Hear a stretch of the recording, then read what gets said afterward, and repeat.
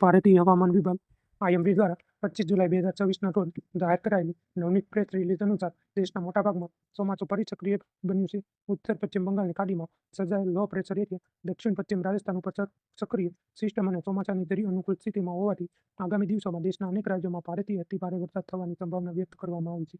ગુજરાત માટે પણ આગાહી મહત્વપૂર્ણ છે, કારણ કે રાજ્યના કેટલાક વિસ્તારોમાં આજે અત્યંત ભારે વરસાદ પડવાની શક્યતા વ્યક્ત કરવામાં આવી છે. આઈએમડીના જણાવ્યા મુજબ ઉત્તર પશ્ચિમ બંગાળની ખાડીમાં બનેલું લો પ્રેશર આગામી 2-3 દિવસમાં દરમિયાન પશ્ચિમ અને ઉત્તર પશ્ચિમ તરફ આગળ વધશે. તેની સીધી અસર ઓડિશા, ઝારખંડ, પશ્ચિમ બંગાળ, બિહાર અને મધ્યપ્રદેશ અને છત્તીસગઢમાં જોવા મળશે. આ સિસ્ટમને કારણે ભેજનું પ્રમાણ વધશે અને પશ્ચિમ ભારત સુધી વરસાદી વાદળ પહોંચતા ગુજરાત અને મહારાષ્ટ્રમાં વાદળછાયા વાતાવરણ વચ્ચે વરસાદ વધશે. ગુજરાત માટે જાહેર કરાયેલ આગાહી અનુસાર 25 જુલાઈએ રાજ્યના કેટલાક વિસ્તારોમાં અત્યંત ભારે વરસાદ પડી શકે છે. સૌરાષ્ટ્ર અને કચ્છમાં 25 થી 27 જુલાઈ દરમિયાન ભારે વરસાદની શક્યતા છે. આ ઉપરાંત ગુજરાત પ્રદેશમાં 23 થી 30 જુલાઈએ પણ કેટલાક વિસ્તારોમાં ભારે વરસાદ નોંધાઈ શકે છે. ગાજવીજ સાથે વરસાદ અને કેટલાક સ્થળોએ તેજ પવન પણ ફૂંકાઈ શકે છે. છેલ્લા 24 કલાક દરમિયાન ગુજરાતમાં વરસાદનું પ્રમાણ નોંધપાત્ર વધ્યું છે. આઈએમડીના અહેવાલ મુજબ ગુજરાત પ્રદેશમાં કેટલાક વિસ્તારોમાં 30 સેન્ટીમીટરથી વધુ વરસાદ નોંધાયો છે. સૌથી વધુ વરસાદ પાટણ જિલ્લામાં સાંતલપુર તાલુકામાં 39 સેન્ટીમીટર નોંધાયો હતો, જ્યારે સૌરાષ્ટ્ર કચ્છ વિસ્તારમાં સુરેન્દ્રનગર જિલ્લાના થાનગઢમાં 18 સેન્ટીમીટર વરસાદ નોંધાયો હતો. આ આંકડા દર્શાવે છે કે ચોમાસું રાજ્યમાં મજબૂત બન્યું છે. દેશના અન્ય ભાગોમાં પણ વરસાદની ગતિવિધિઓ તેજ રહી છે. ઓડિશામાં 25 થી 28 જુલાઈ દરમિયાન ભારે વરસાદની શક્યતા છે, જ્યારે 25 અને 26 જુલાઈ કેટલાક વિસ્તારોમાં અત્યંત ભારે વરસાદ પડી શકે છે.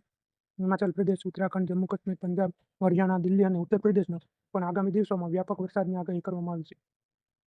મધ્યપ્રદેશ, છત્તીસગઢ, મહારાષ્ટ્ર, વિદર્ભમાં પણ ભારે વરસાદની શક્યતા વ્યક્ત કરવામાં આવી છે.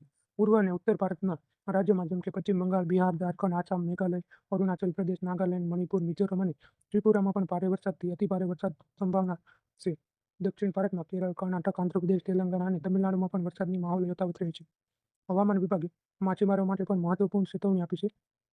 અરબી સમુદ્ર અને બંગાળની ખાડીમાં પવનની ગતિવિધિ વધુ હોવાથી સમુદ્ર ઉગ્ર રહેવાની શક્યતા હોવાથી આગામી કેટલાક દિવસોમાં સુધી દરિયો ન ખેડવાની સલાહ આપવામાં આવી છે.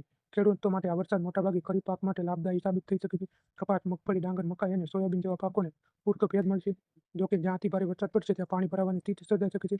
તેથી ખેડૂતો માટે પાણીની યોગ્ય નિકાલની વ્યવસ્થા રાખવાની સલાહ આપવામાં આવી છે.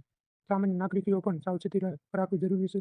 ભારે વરસાદ દરમિયાન નદી નાળા અને નીચાણવાળા વિસ્તારમાં જવાનું ટાળવું, ગાજવીજ વરસાદ દરમિયાન ખુલ્લા મેદાનમાં ન રહેવું અને સ્થાનિક પ્રશાસન તથા આઈએમડી દ્વારા આપવામાં આવતી સૂચનાનું પાલન કરવું જોઈએ. બિનજરૂરી મુસાફરી ટાળવી અને હવામાનની નિયમિત માહિતી પર નજર રાખવી. 25 થી 31 જુલાઈ દરમિયાન દેશના મોટાભાગના ભાગમાં વરસાદ સક્રિય રહે છે. ગુજરાત સહિત અનેક રાજ્યોમાં ભારે વરસાદનો વધુ એક રાઉન્ડ જોવા મળી શકે છે. ખાસ કરીને ગુજરાત, સૌરાષ્ટ્ર અને કચ્છના લોકો માટે આગામી દિવસો મહત્વપૂર્ણ સાબિત થઈ શકે છે. તેથી હવામાન વિભાગની આગાહી પર સતત નજર રાખો, સાવચેત રહો અને સુરક્ષિત રહો.